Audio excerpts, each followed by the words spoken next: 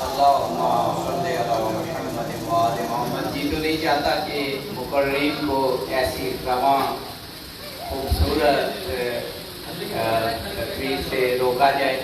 ابھی مولانا حیدر علوی صاحب شاید 15 منٹ اور پڑھتے رہتے تو ہم اسی طرح ہمارا گوش رہتے، لیکن مقررین چونکہ کافی ہیں۔ بہت خوبصورت تقریر تھی جناب مولانا حیدر علوی صاحب نے۔ اب آنے والے مقررین سے گزارش کروں گا کہ وہ جو ہمارا 10 منٹ کا ٹائم ہے اس کو ضرور مد نظر رکھیں۔ آپ اتنے اہل علم ہیں کہ آپ کو یہ ہنر آتا ہے۔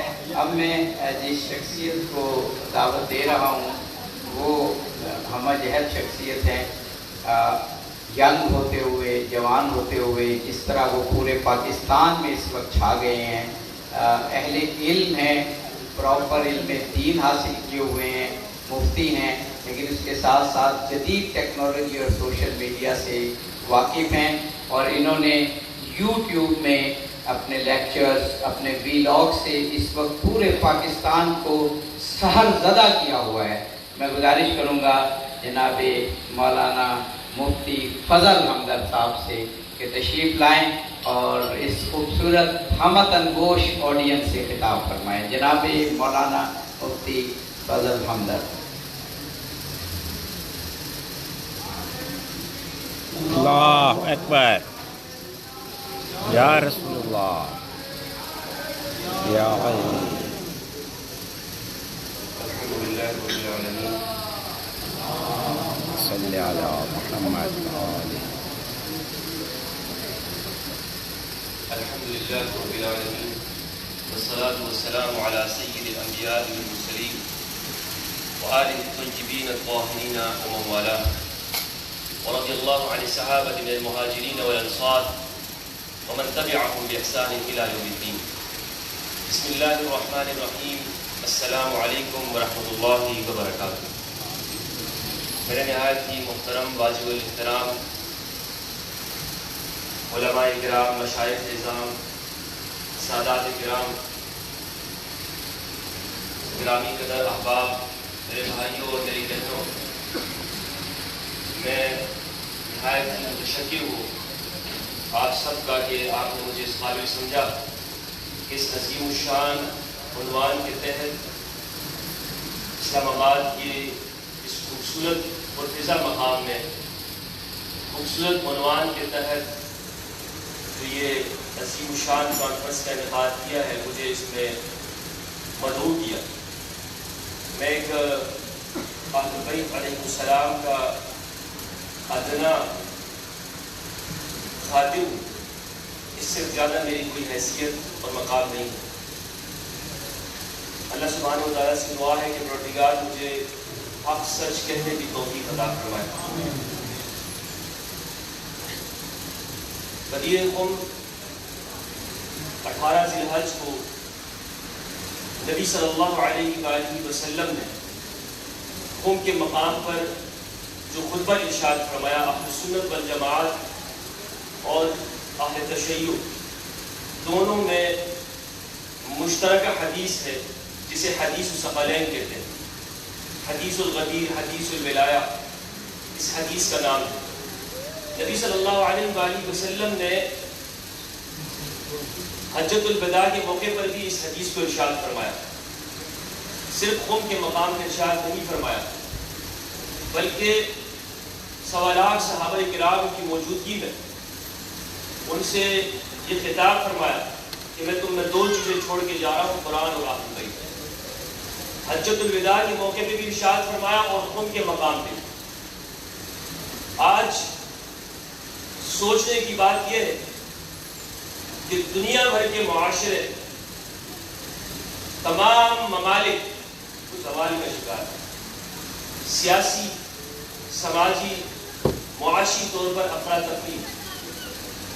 جتنے بھی معاشرے ہیں، خواہ مسلم معاشرہ ہو یا غیر مسلم معاشرہ، سب میں افراتفری پائی جا رہی ہے، لیکن بالخصوص مسلم معاشرہ، یہاں پر ہم اپنے سیاسی طور پر دیکھیں عدم استحکام ہے، معاشی طور پر دیکھیں تو فقر و فاقے، بھوک ہے، خوف پایا جاتا ہے، اور فکری طور پر فرقواریت انتشار ہے۔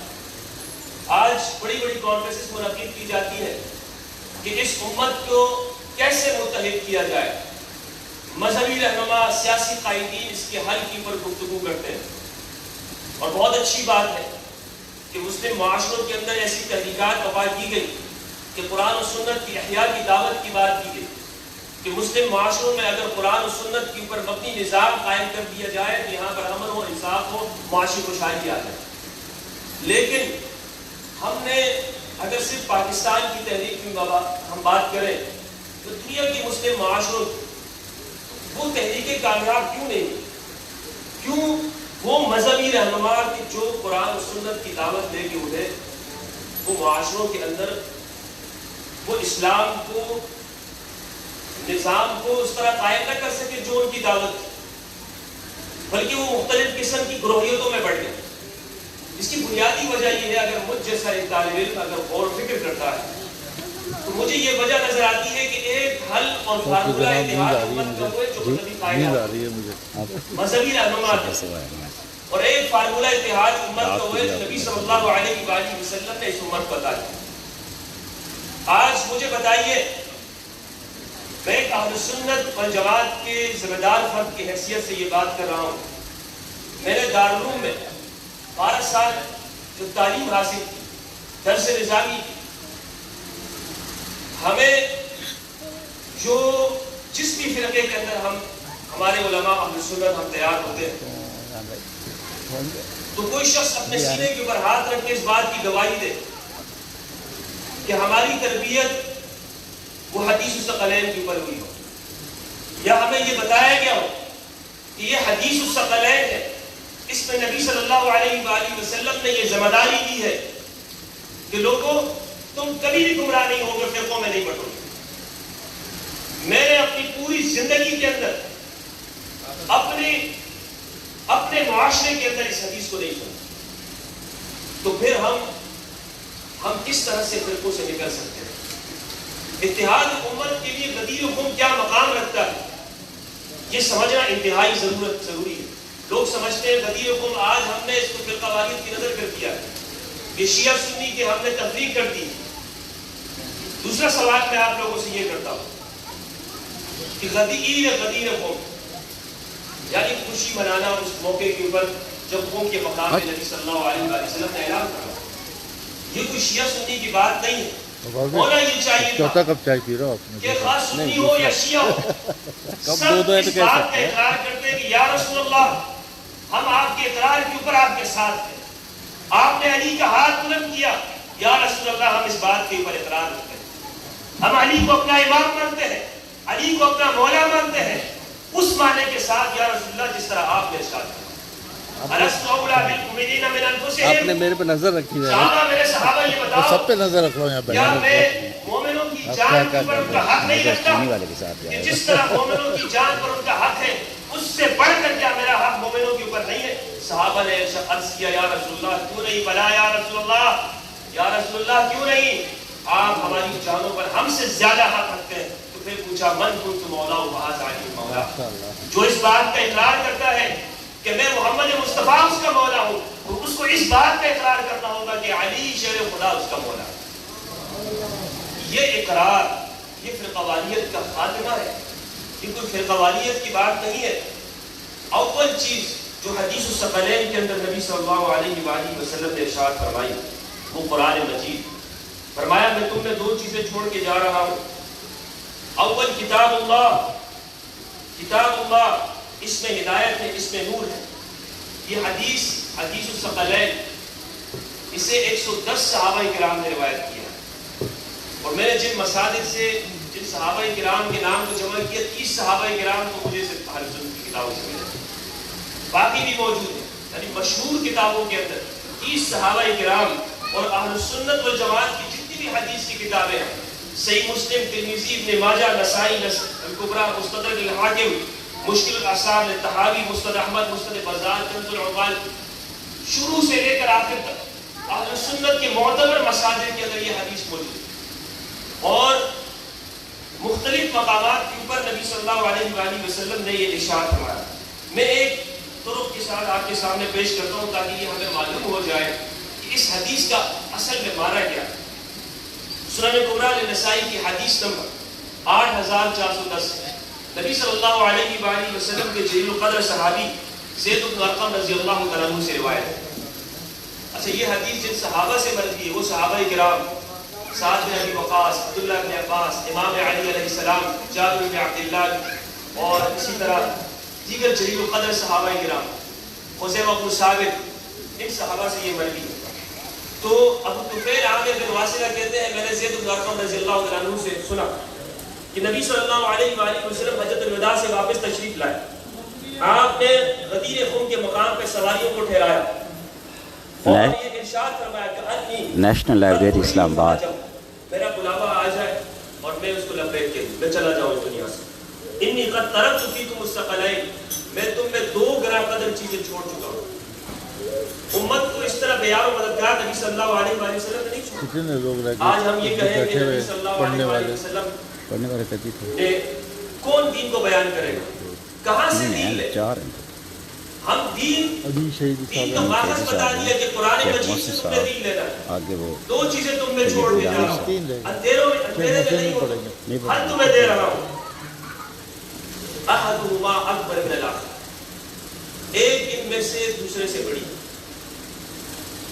قرآن اہل البیت، ایک قرآن ہے دوسرے اہل البیت علیہ السلام۔ کتاب اللہ و عطرتی اہل بیتی، اللہ کی کتاب اور میری عطرت میری اولاد، یہ ان میں سے ایک دوسرے سے بڑی ہے۔ کیا مطلب؟ یہ تو سوال ہی نہیں ہونا چاہیے تھا کہ ہم نبی کے بعد دین کہاں سے لیں، ہم کس طرح سے دین کو لیں، لیکن اول سے آخر تک ہر زمانے میں ہر دور میں ہم نے فرقہ واریت کے نظر کر دیا اہل بیت کو۔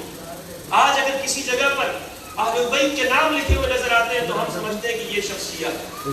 کوئی اہل بیت کو امام کہہ دیتا ہے، ہم کہتے ہیں یہ شیعہ ہے۔ اگر کوئی شخص وہ پنجتن پاک کہہ دیتا ہے تو ہمارے معاشروں میں اس پہ تہمتیں لگنے شروع ہو جاتی ہیں، اور یہ کوئی نئی بات نہیں ہے، یہ ہر زمانے میں لگی۔ امام نسائی پر لگی اور امام شافعی رحمہ اللہ ان کے اوپر لگی۔ اتحاد امت، اس کا فارمولہ نبی صلی اللہ علیہ وآلہ وسلم نے دیا۔ نمبر 1 قرآن مجید اور اہل بیت، ماشاءاللہ، قرآن سے رہنمائی لینی اور اہل بیت ان کو اپنا قائد تسلیم کرنا، ان کے پیچھے چلنا ہے۔ اس امت نے اگر ان دونوں چیزوں کو لیا ہوتا تو آج ہم فرقوں میں نہ پڑے ہوتے، آج شیعہ سنی کی تقسیم نہ ہوتی، اور قرآن کے اوپر تو نبی صلی اللہ علیہ وآلہ وسلم نے جمع کیا صحابہ کو۔ سورہ آل عمران کی آیت نمبر 103 ہے، فرمایا وَاعْتَصِمُوا بِحَبْلِ اللَّهِ جَمِيعًا وَلَا تَفَرَّقُوا، حبل اللہ کے اوپر اکٹھے ہو جاؤ اور فرقوں میں مت بنو۔ وَاذْكُرُوا نِعْمَةَ اللَّهِ عَلَيْكُمْ إِذْ كُنتُمْ أَعْدَاءً فَأَلَّفَ بَيْنَ قُلُوبِكُمْ فَأَصْبَحْتُمْ بِنِعْمَتِهِ إِخْوَانًا، کہ تم آپس کے دشمن تھے، ایک دوسرے کے جان کے دشمن بنے ہوئے ہوتے تھے، اور اللہ کی نعمت کے ساتھ تم بھائی بھائی بن گئے۔ قرآن لوگوں کو جوڑتا ہے، قرآن لوگوں کو توڑتا نہیں ہے۔ جس معاشرے کے اندر قرآن مجید کو بیان کیا جائے وہ معاشرہ امن کے ساتھ ہوتا ہے، وہاں پر اتحاد ہوتا ہے، یکجہتی ہوتی ہے۔ تو پہلی چیز قرآن مجید بیان کیا، اور دوسری چیز فرمایا عطرتی میری اولاد، فانظروا کیف تخلقون فی ایمان، دیکھو تم کس طرح مجھے اس میں خلیفہ بناتے ہو۔ فإنهما لن يتفرقا حتى يردا علی الحوض، یہ ایک دوسرے سے کبھی جدا نہیں ہوں گے یہاں تک کہ حوض پہ آ جاتے۔ فرمایا ان اللہ مولایا وانا مولا کل مؤمن، اللہ میرا مولا اور میں ہر مومن کا مولا۔ ثم اخذ بید علی فقال من كنت ولی فهذا علی ولی اللهم والد ولا وعاد ولا۔ اس کا تقاضا یہ تھا، اس کا تقاضا یہ تھا کہ آج شیعہ سنی تو ایک جگہ بیٹھ کر اس بات کے اقرار کرتے۔ مجھے بتائیے پاکستان کے کتنے اہل سنت علماء ہیں کہ جن کو اگر ہم یہ کہیں کہ غدیر کا اجتماع ہے آؤ اور ہم مل کر غدیر کا اقرار کرتے ہیں، کتنے آپ کی دعوت کی پر آئی، کتنے وہاں پر بیٹھیں گے؟ ہم سب یہ بہانہ کرتے ہیں کہ مجھے اپنے فرقے کے اندر کیا جواب دینا ہے، مجھے اپنے مسلک کے اندر کیا جواب دینا ہے۔ مجھے ضرورت اس عمل کی تھی کہ اللہ اس کے رسول کو جواب دے دیتا۔ میں فرقہ واریت کے خلاف ہوں، کوئی فرقہ واریت اگر ہم قرآن مجید و اہل بیت کو رکھیں گے تو کوئی فرقہ نہیں ہوگا۔ سب فرقہ واریت کے خاتمے کا حل نبی صلی اللہ علیہ وآلہ وسلم نے کیا ہے۔ آخری الفاظ میں عرض کرتا ہوں کہ اجازت چاہتا ہوں اگر آپ اجازت ہو۔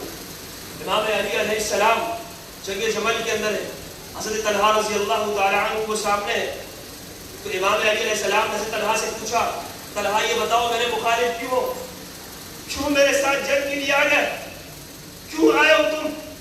تو حضرت طلحہ نے کہا یا امیر المؤمنین, یا امام اس لیے کہ ہم قصاص عثمان طلب کرنا چاہتے ہیں. تو امام علی نے فرمایا کیا تم نے غدیر کے موقع پہ یہ نہیں سنا تھا؟ نبی صلی اللہ علیہ وآلہ وسلم نے فرمایا طلحہ سب صحابہ کے سامنے من کنت مولا فهذا علی المولا اللہم وال من والا وعاد من عادا, جس کا میں مولا ہوں علی اس کا مولا ہے, اور اے اللہ اس شخص کو اپنا دوست رکھ, اس شخص کی مدد کر جو علی کے ساتھ کھڑا ہوتا ہے, اس کو دشمن بنا جو علی کو دشمن بناتا ہے. تو حضرت طلحہ نے عرض کیا بالکل میں نے یہ بات سنی تھی. تو امام علی علیہ السلام نے فرمایا تو پھر مجھ سے کیوں لڑتے ہو, پھر کیوں لڑتے ہو مجھ سے؟ یہ بات سنی حضرت طلحہ نے اور واپس ہو. میرا سوال یہ ہے کہ مولا کا وہ معنی جو آج مولوی ہمیں بیان کرتے ہیں, اس کے اندر 50 معنی ہیں, اس کے 100 معنی ہیں, لغت میں اس کے 20 معنی آتے ہیں, اور ایک معنی وہ ہے جو صحابہ سے حضرت طلحہ جیسے عشرہ مبشرہ میں ان کا نام ہے, جلیل القدر صحابی رسول ہے رضی اللہ تعالیٰ عنہ, اللہ ان سے راضی ہو.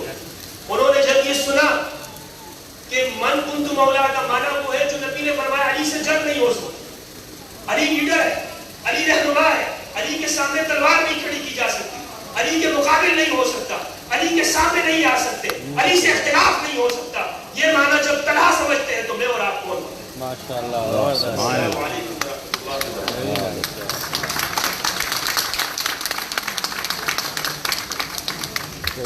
جی نہیں چاہتا کہ اتنے عظیم علماء یہاں اس وقت موجود ہیں کہ ان کو تقریر سے روکا جائے. جی چاہتا ہے وہ کہتے رہیں اور ہم سنتے رہیں, لیکن پروگرام کا وقت کیونکہ ختم کرنا ہے, بہت مجبوری ہے. خدا کرے کہ ایسی تقاریر کے جیسے ابھی مفتی فضل ہمدرد صاحب نے کی ہے, خدا کرے ایسی تقاریر ہم سنتے رہیں. میں گزارش کروں گا ایک ایسی شخصیت سے کہ جن کا نام آپ اپنا تعارف ہے معاشرے میں یگانگت کے لیے, اتحاد کے لیے, اور پھر خاص طور پر معاشرے کو علمی بنیادوں پر استوار کرنے کے لیے کہ معاشرے میں علم کا وقار بھی اور علمی سطح بھی بلند ہو. بے مثال خدمات انجام دے رہے ہیں جناب مولانا آغا امین شہیدی صاحب قبلہ. گزارش کروں گا تشریف لائیں اور کتاب فرمائیں. 10 منٹ کا 8 سے 10 منٹ کا ٹائم ہے, اور یہ ہمارے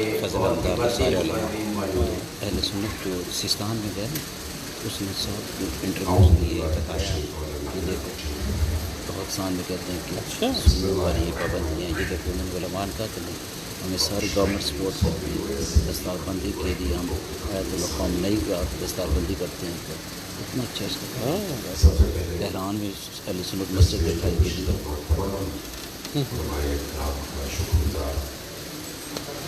پہلے سیشن میں تھی اور اس سیشن میں بڑی خوبصورت مدلل جذباتیت اور عقلانیت کی آمیزش کے ساتھ ان کا ہی ہوتا چاہیے. بہت بڑا وقت لے کے گئے تھے عراق اور ایران دونوں ان لوگ سب کو لے کے گئے تھے. ہمارے معاشرے کی اصل جو مشکل ہے وہ ہمیں نا جہالت, تھوڑا سا وہ فائنانس بھی کرنا پڑتا ہے, اس کے روزگار کی بنیاد پر یہ آپ ان کی کلوز اپڈیٹ کرنے پڑتے ہیں. اگر جہالت دور ہو جائے تو بہت ساری دیواریں ان کی زبان سے لوگ سنتے ہیں اور میڈیا نہ کتنا مزہ آ گیا ادھر سلطانہ کی تعریف اور ان کی زبان سے, اور ان حقائق کے سامنے آنے کے بعد بہت ساری نفرتیں ختم ہو جاتی ہیں. اس میں دقت جا سکتا ہے.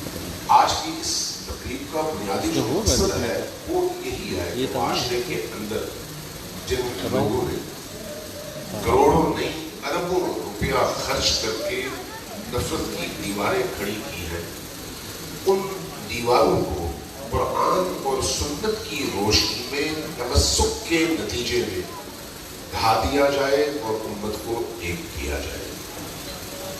اور اس حوالے سے آج آپ نے زیادہ تر اہل سنت علماء کو پہلے سیشن اور اس سیشن میں بھی سنا کہ امیر المؤمنین علی ابن ابی طالب علیہ السلام کی ولایت کا اعلان غدیر خون کے میدان میں, یہ شیعہ اور سنی کا مشترک موضوع بھی ہے اور سرمایہ بھی ہے. لیکن المیہ کیا ہے جس کی طرف ابھی اس سے پہلے مفتی فضل الحمد صاحب نے اشارہ کیا اور اس سے پہلے غالباً سید ضیاء اللہ شاہ بخاری صاحب نے بھی اشارہ فرمایا. اسٹیج پر اس وقت ضیاء اللہ شاہ بخاری صاحب خود سید بزرگوار بھی ہیں اور اہل حدیث مقتدل علماء کی نمائندگی میں پورے پاکستان میں اپنا ایک مقام رکھتے ہیں.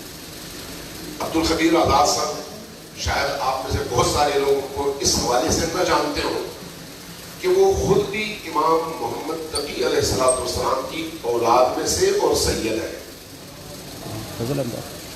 اور ساتھ میں ہمارے نہایت شفیق اور اپنے نام کے بالکل مطابق طیب و طاہر طیب گیلانی صاحب, یہ بھی انتہائی پاک باز اور ان علماء میں سے ہیں جو ان نفرت کی دیواروں کو ڈھانے میں اپنا کردار ادا کر رہے ہیں. میں موضوع کے حوالے سے جو آیتیں اب تک پڑھی گئی ہیں ان کا ایک ترجمہ کر کے آپ کے سامنے رکھ دیتا ہوں.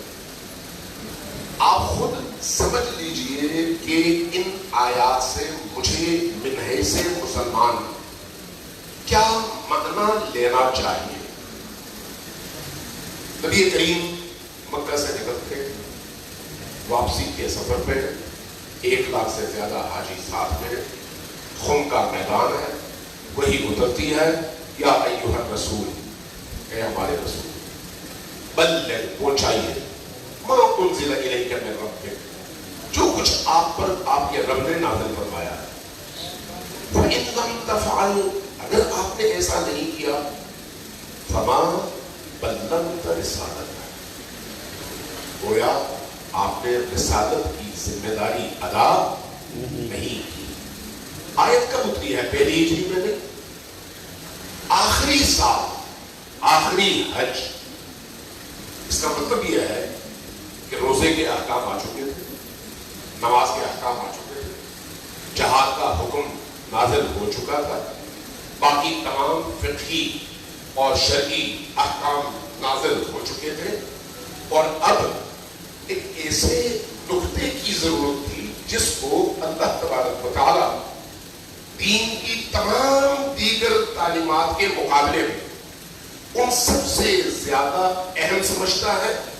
چونکہ اہم سمجھتا ہے اس لیے اصرار کے ساتھ ایسے الفاظ کا استعمال ان آیات میں ہو رہا ہے جو خود انسان کی عقل کو جھنجھوڑے.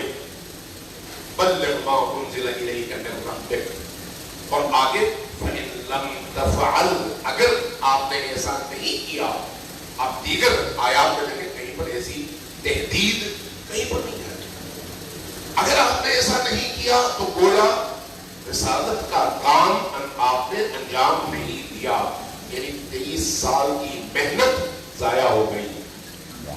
اس کے بعد کا جو جملہ ہے وہ اس تحدید کی وجہ کو بھی بیان کرتا ہے.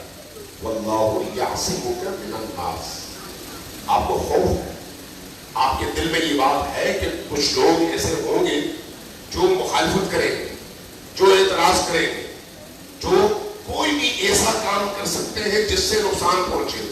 لیکن واللہ یعصمک من الناس, لوگوں سے اللہ آپ کی حفاظت کرے گا. گارنٹی میں اللہ لیتا ہوں, ذمہ داری آپ نے انجام دینی ہے. اب اس کے بعد میں صرف ترجمہ کر رہا ہوں, اس کی تشریح میں نہیں جا رہا. اس کے بعد پورا خطبہ ہے, اور خطبہ سینکڑوں کتابوں میں مذکور ہے. ہمارے ایک دوست نے وہ ساری کتابیں جمع کر کے انہوں خطبوں کو ایک جگہ یکجا کیا ہے, تو تقریباً کوئی 1000 صفحوں کی کتاب بنی ہے. ذرا سوچئے کہ رسول کریم ایک طویل خطبہ ارشاد فرماتے ہیں, اور اس کے بعد ایک سوال کرتے ہیں, الست اولی بکم من انفسکم, کیا میں تمہاری جانوں پر تم سے زیادہ حق رکھتا ہوں یا نہیں رکھتا ہوں؟ کیا یہ سوال نبی کریم نے اپنی طرف سے کیا؟ نہیں, اس کا حوالہ بھی قرآن ہے. قرآن نے کہا النبی اولی بکم من انفسکم, نبی تمہاری جانوں پر بھی تم سے زیادہ حق تصرف رکھتے ہیں. تمہارا مال تمہارا نہیں ہے، نبی کا ہے. تمہارا دنیا میں جو کچھ بھی ہے وہ تم سے زیادہ نبی کے اختیار میں ہے. حتیٰ تمہاری جانوں پر بھی تم سے زیادہ نبی کو اختیار ہے. میں تشریح نہیں کیا رہا، صرف ترجمہ کر رہا ہوں. قرآن نے کہا النبی اولیٰ بکم من انفسکم. نبی نے یہاں پر اعتراف لیا کہ کیا تم گواہی دیتے ہو کہ مجھے تمہاری جانوں پر تم سے زیادہ حق تصرف حاصل ہے؟ جب سب نے جواباً کہا ہاں یا رسول اللہ، آپ کو ہماری جانوں پر ہم سے زیادہ حق تصرف حاصل ہے، تو اس کے بعد پھر ایک جملہ، اور یہ جملہ شہر آفاق جملہ ہے جو آپ سب کو یاد ہے، من کنت مولاہ فہذا علی مولاہ. بس جس کا میں مولا ہوں، یہ مولا وہی ہے جو اولا میں ہے. یہ مولا وہی ہے جو النبی اولا بکم من انفسہم میں ہے، وہی ولایت. اب اس ولایت کا جو بھی معنی کرنا چاہے، معانی میں اختلافات ہی کی وجہ سے مسائل وجود میں آتے ہیں، اور مسائل اب اس کائنات میں اسلامی دنیا کی ایک حقیقت ہے، اس کا آپ انکار نہیں کر سکتے. لیکن افہام و تفہیم اور ایک دوسرے کے نقطۂ نظر کو سمجھنے کے لیے ان چیزوں پر گفتگو کی اجازت بھی ہونی چاہیے، اور یہ اوپن ماحول بھی ہونا چاہیے. چونکہ اب یہ 13 ہجری نہیں ہے، 14 ہجری نہیں ہے، بلکہ یہ 15ویں صدی ہے. اس زمانے میں جو کچھ بھی ہوا اس کے جواب دہ ہم نہیں ہیں، لیکن آج جو کچھ ہم کریں گے اس کے جواب دہ ہم ہیں.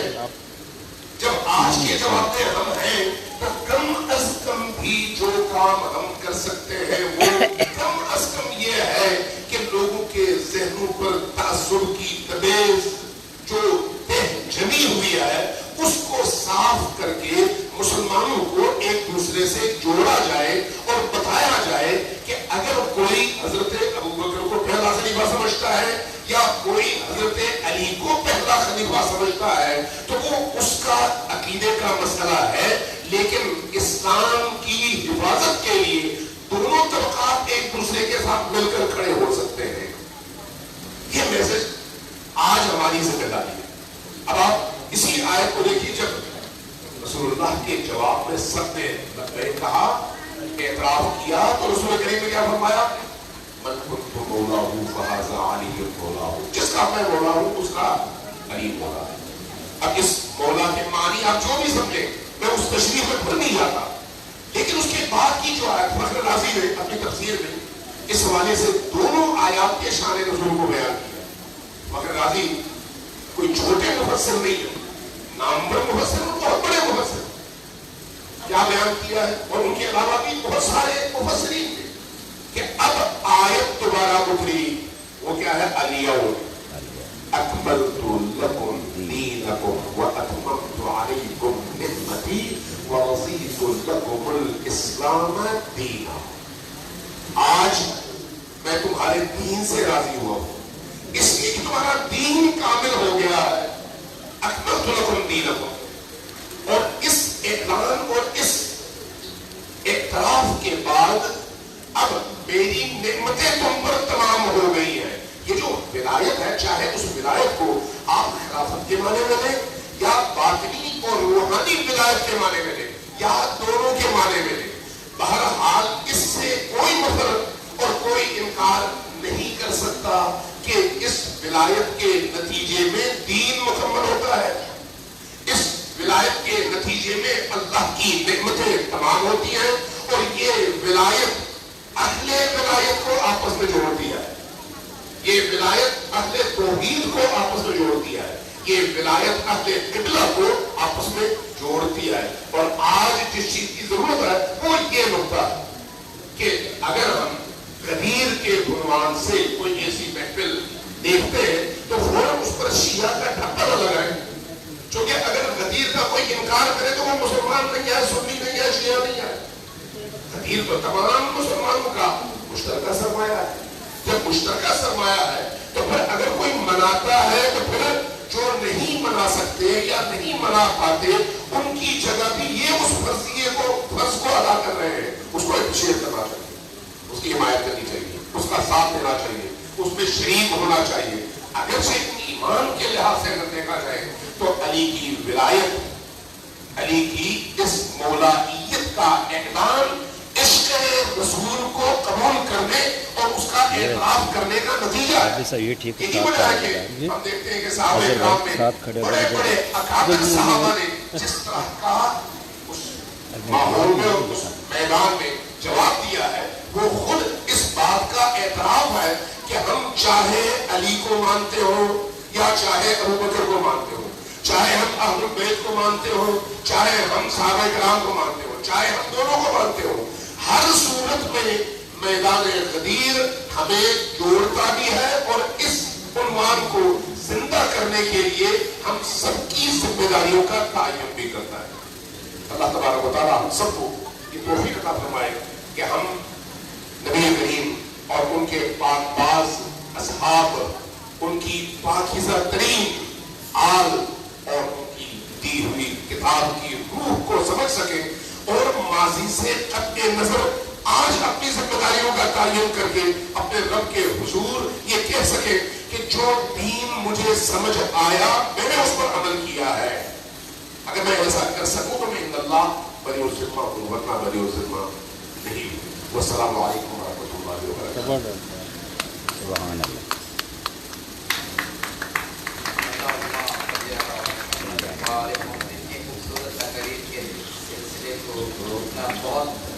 بہت مشکل کام ہوتا ہے ٹی وی میں، جیسے میں ٹی وی میں تو ہم پھر وقفہ لے لیتے ہیں، لیکن یہاں بہت مشکل ہوتا ہے روکنا۔ تو ابھی بس 3 مقرر اور ہیں اور کیا خوب علماء دین اور مقرر ہیں۔ میں ابھی جن کو دعوت دے رہا ہوں، مجھے ہی نہیں بلکہ پورے پاکستان میں بھی جو بھی ان کی تقریر کو اور ان کے ویڈیو کلپ کو سنتا ہے اس کا موتقب ہو جاتا ہے۔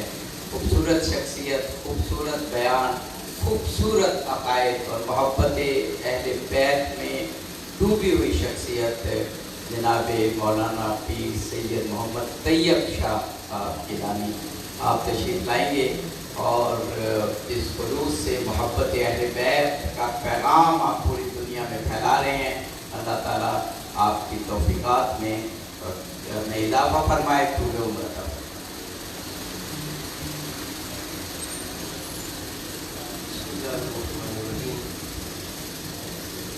اللهم صل على سيدنا ومولانا محمد وعلى آله وصحبه وسلم۔ انتہائی عزت و احترام کے لائق معزز علماء کرام، مشائخ نظام اور جمیل سامعین گرامی، بڑی دیر سے آپ تشریف فرما ہیں، کچھ تھکاوٹ کی وجہ سے سستی بھی مجھے محسوس ہو رہی ہے، بس ابھی آخری لمحات چل رہے ہیں اس پروگرام کے۔ میں بس اتنا عرض کروں گا کہ کلام مقدس میں اللہ رب العالمین نے ہمیں بہت ہی خوبصورت رہنمائی فرمائی کہ جب اپنے محبوب کریم علیہ السلام کو ارشاد فرمایا کہ محبوب آپ اہل کتاب سے کہیں تعالوا الی کلمۃ سواء بیننا و بینکم، اے اہل کتاب یعنی یہود و نصارہ، ایسا ہے کہ چلو ہمارے آپس میں بہت سارے اختلافات ہیں، ہمارے نظریات مختلف ہیں، لیکن ایک کلمہ جو اللہ رب العالمین کی عبادت کے حوالہ سے ہے اس کو ایک ماننا اور اسی ایک کو عبادت کے لائق سمجھنا، یہ ایک کلمہ جو ہے یہ تو ہمارا مشترک ہے، اس پہ ہم اکٹھا ہو سکتے ہیں، ہمارا اتحاد ممکن ہے۔ تو میں عرض کرنا چاہوں گا کہ اہل کتاب سے تو بہت سارے صرف ایک بات پہ اتفاق یا اتحاد یا ان کو ساتھ ملانے کی بات کی گئی ہے، تو جو مسلمان ہیں کسی بھی مکتبہ فکر کے ہیں، ہمارے بے حد مشترکات ہیں۔ ہمارا خدا ایک ہے، رسول ایک ہے، کتاب ایک ہے، ہماری سجدہ کرنے کی سمت ایک ہے اور ہمارے بنیادی عقائد ایک ہیں۔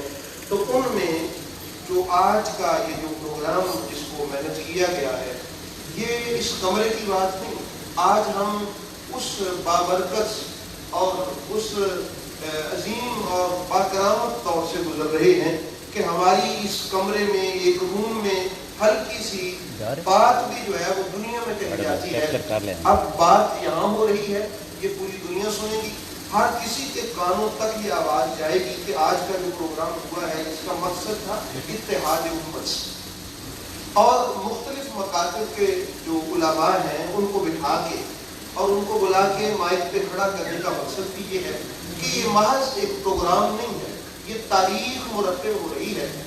यानी आज से फिर कल और फिर आने वाली नस्लें वो जब इस प्रोग्राम को देखेंगी तो वो इंशाअल्लाह अज़ीज़ इस बात को सराहेंगे कि यार 2023 तक तो ऐसे लोग मौजूद थे कि जो एक पॉइंट पर इकट्ठा होने की बात करते थे और उनके पास इत्तेहाद और इत्तफाक का एक ऐसा पॉइंट मौजूद था जो हज़रत अली अलैहिस्सलाम की हिदायत और उनके हादी और उनके रहनुमा और इमाम होने का पॉइंट था। कतई नज़र इसके कि हमारे यहाँ लफ्ज़ मौला का जो मानी किए जाते हैं वो बहुत सारे इसके मानी हैं और लंबी चौड़ी उसमें अबहास हैं। मैं फ़कत ये अर्ज़ करूँगा कि रसूलुल्लाह सल्लल्लाहु तआला अलैहि वसल्लम ने हमारी जो रहनुमाई फरमाई है, बस उसको मैं वो अर्ज़ कर दूँ जिस पर तमाम मकातब के लोग कोई इख्तिलाफ नहीं करते। मौला का जो मफ़हूम है माना से हट के जो रसूलुल्लाह सल्लल्लाहु तआला अलैहि वसल्लम ने हम समझाया है वो अल-मुअजमुल कबीर में जो हदीस पाक है जिसमें तौहीद और रिसालत की गवाही देने के बाद रसूलुल्लाह सल्लल्लाहु अलैहि वसल्लम ने अपने जाने की खबर दी, जिसको हैदर अली साहब ने और मुफ्ती हमदर्द साहब कुबला ने बड़े मोहब्बत से वो उससे हमें मैसेज को कन्वे किया है हम तक कि मैं जा रहा हूँ इन्नी ऊशिकु अन उदाफ़ उजीबु, मुझे ये गुमान है कि मुझे पैगाम आएगा तो मैं चला जाऊँगा। फमा अंतुम क़ाइमून, तो बताओ इस कैफियत में कि जब तुम्हें मेरे जाने की खबर मिल रही है वही का सिलसिला रुक जाएगा, एक हिदायत का सिलसिला बज़ाहिर तुम समझते हो कि खत्म होने वाला है, अब तुम बताओ कि क्या तुम्हारी राय क्या है। उन्होंने सबने कहा था नसहता या रसूलल्लाह सल्लल्लाहु अलैहि वसल्लम, आपने हमेशा हमारी खैर खाही की है, तो अब भी आप खैर खाही के कुछ जुमले इरशाद फरमाएं। तो उम्मत की खैर खाही के मौका पर उनके अपने इसरार और तलब पर मेरे रसूल मुअज़्ज़म अलैहिस्सलाम ने तब तौहीद और रिसालत, जन्नत, दोज़ख और मरने के बाद उठने की गवाही के बाद कहा था, आपने इरशाद फरमाया था इन्नी फरतुकुम अलल हौज़ व अंतुमुल वारिदून अलैहिल हौज़, ये हौज़ भी एक इत्तफाक और इकट्ठा होने की जगह है। अरब के लोग जो हैं वो प्यास की शिद्दत से अच्छी तरह थे कि जहाँ एक चश्मे पर सैकड़ों कत्ल हो जाया करते थे, उनको प्यास याद करवाई मेरे मुस्तफा करीम अलैहिस्सलाम ने कि जब ज़ुबानें हल्क से बाहर आ रही होंगी, गला सूख के कांटा हो चुका होगा, एक जगह होगी तुम्हारे कशां कशां चले आने की, वो होगी हौज़ कौसर। तो फंज़ुरू कैफ़ तख़लुफ़ूनी बअदी फ़ी सकलैन, उस हौज़ कौसर पर जब तुम आओगे ना तो मैं सकलैन के बारे में तुमसे सवाल करूंगा। मस्सकलान या रसूलल्लाह, हुजूर ये सकलैन क्या है? उस वक्त तब आपने इसकी ये वज़ाहत की थी जो उलमा बयान कर चुके हैं, कुरान और अहले बैत से। अब मामला ये था कि अहले बैत कौन है उसका तय्युन भी कर दिया जाए। तो उस मौका पर मेरे रसूल करीम अलैहिस्सलाम ने इरशाद फरमाया था सकलैन की तशरीह करते हुए, फरमाया फला तक़दुमुहुमा फतहलिकू, इनसे मुकद्दम होने की कोशिश न करना। देखिए यहाँ मैं अर्ज करता हूँ कि अगर अहले बैत से तकदीम मुमकिन होती तो मेरे नबी पाक कभी उम्मत को तंबीह न फरमाते। अहले बैत से तकदीम मुमकिन ही नहीं है, उनसे मुकद्दम होना मुमकिन ही नहीं है, इसलिए मना फरमा दिया। और फिर फरमाया व इन तक़सुरू अन्हुमा फतहलिकू, और इनका तुम छोड़ ही न देना, तकसीर भी न करना इनके हाथ में। और फिर इरशाद फरमाया वला तुअल्लिमूहुम फ़इन्नहुम अअलमु मिनकुम, इनको सिखाने की कोशिश भी न करना, ये तुमसे ज्यादा जानते हैं। अब सारी बात बयान करने के बाद ताकि अब हम न कोई रह जाए कि ये कौन है जो कुरान के साथ हमारे लिए अहले बैत की सूरत में छोड़ा है, उस वक्त अहले बैत और फितरत से मुराद जो शख्सियत थी तब उनका सुम्मा अख़ज़ बियदि अलीय्यन, फिर मौला अली का हाथ पकड़ के कहा था कि मन कुन्तु औला बिही मिन नफ्सी, जो अपनी जान के साथ मेरी हिफाजत करना जानता है, जिसका नजरिया ये है कि मेरी जिंदगी काम आ जाए, मेरे मुस्तफ़ा करीम अलैहिस्सलाम पर कुर्बान हो जाऊं, उस پیغام ہے فعلی ولی ہوں، میرا ولی علی اس کا ولی ہے۔ تو یہ مولا اور ولی، اس کو اسی حدیث کے تناظر میں ہم دیکھیں گے کہ نبی رحمت علیہ السلام نے فرمایا یہ ولی ہیں جو متفق معنی ہے، جس میں کوئی اتفاق نہیں ہے کسی کو، وہ ہے جو حضرت حسان بن ثابت نے اسی موقع پہ کہا تھا ثم قال لعلی، پھر نبی پاک نے حضرت علی علیہ السلام سے کہا تھا قم یا علی انی ردیتک من بعدی امام وہادیہ۔ یہ ہمارے اہل سنت کی کتب میں موجود ہے، مفہوم بیان کر دیا میرے رسول کریم علیہ السلام کی گفتگو کا۔ حضرت حسان نے اسی مقام پر اے علی اٹھ اور میں تیرے سامنے کائنات والوں کو یہ اعلان کرنا چاہتا ہوں کہ میں اپنے بعد تیرے امام اور ہادی ہونے پہ راضی ہوں۔ اور اسی کو مولانا جامی نے بھی کہا تھا کہ علی شاہ حیدر امام کبیرہ کہ بعد از نبی شد بشیر نذیرہ، تو یہی مفہوم انہوں نے بھی بیان کیا تھا۔ اور علامہ سعد الدین تفتازانی رحمۃ اللہ تعالیٰ علیہ نے اسی تمسک کے حوالے سے کہا تھا التمسک بالکتاب الا الاخذ بما فیہ من العلم والہدایہ، کہ یہ جو نبی پاک نے کہا ہے نا کہ کتاب سے تمسک کرو، تمسک یہ ہے کہ اس کتاب میں ہدایت ہے اور علم ہے، اس کتاب سے علم و ہدایت لے لو۔ فقضا فی العطرۃ، اور تمسک فی العطرۃ بھی یہی ہے کہ نبی رحمت اپنے بعد ہادی اور رہنما بنا کے حضرت علی اور اولاد علی کو چھوڑ کے گئے ہیں۔ تو احباب گرامی، اگر اہل بیت اطہار کو جب جب موقع ملا انہوں نے انسانیت کی تعمیر ترقی کے لیے کام کیا۔ مولا علی علیہ السلام کو جتنا موقع ملا، جتنا الجھایا گیا، اس کے باوجود بھی انہوں نے تعمیر و ترقی کا کام کیا۔ اور ایک وقت حضرت علی علیہ السلام کی شہزادوں میں حضرت امام جعفر صادق کے پاس ایسا بھی آیا کہ کچھ عرصہ ایسا ملا کہ حکومتیں آپس میں باہم دست و گریباں تھی۔ اس وقت اس ایک شہزادے نے علی المرتضیٰ کے یہ آپ کی الیکٹرانک سائنس، یہ میڈیکل سائنس، یہ آپ کی جو فزکس، بیالوجی اور کیمسٹری، یہ جو کچھ بھی ہے، اب ایک آپ حضرت جابر ابن وہ جو ریان ہے ان سے ہی لے لیں، اور غیروں نے یہاں تک لکھ دیا سپر مین ان دی اسلام کون ہے؟ وہ کہتے ہیں جعفر صادق نام کا ایک آدمی ہے، میں نے وہ پڑھا، اور اس کی تاریخ میں وہ لکھ رہے ہیں کہ وہ اپنے باپ کا شاگرد تھا، اس کے باپ نے پتہ نہیں کہاں سے پڑھا تھا۔ یہ تو الرحمن واللہ والقرآن کے مصداق ہیں۔ تو احباب گرامی یاد رکھیے گا کہ یہ جو غدیر میں فیصلہ ہوا ہے، یہ انسانیت کی تعمیر و ترقی کا فیصلہ ہوا ہے، انسانیت کے آگے بڑھنے کا فیصلہ ہوا ہے، تاکہ انسانیت علم کے اور ہدایت کے مرکز سے جڑی رہے۔ آج کے اس پلیٹ فارم سے یہ پیغام ہے کہ ہمیں آج بھی تعمیر و ترقی کا موقع نصیب ہو سکتا ہے اگر ہم اہل بیت اطہار بالخصوص مولا کائنات مولا علی علیہ السلام نے جو تعلیمات چھوڑی ہیں ان پر آ جائیں۔ یہ غدیر کا اعلان ساری آنے والی نسلوں تک اتفاق و اتحاد کا اعلان ہے۔ اللہ رب العالمین ہمیں اہل بیت اطہار نے جو ہمارے لیے تعلیمات چھوڑی ہیں ان سے ہمیشہ متمسک ہونے، ان سے فیض یاب ہونے اور ان کے ساتھ جڑا رہنے کی توفیق نصیب فرمائے۔ ہمارے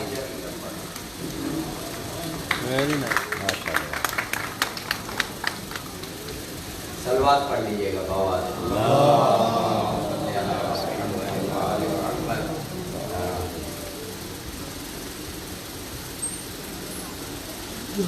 کسی نے کہا تھا میں احمد فراز نے کہ بولے تو باتوں سے پھول جھڑتے ہیں، بولے تو باتوں سے پھول جھڑتے ہیں، جو یہ بات ہے تو بات کر کے دیکھتے ہیں۔ تو سید محمد طیب شاہ گیلانی کی یقیناً باتوں سے پھول جھڑ رہے تھے، اور کیا محبت اہل بیت اور شان اہل بیت پہ گفتگو ہے۔ اور اب میں گزارش کروں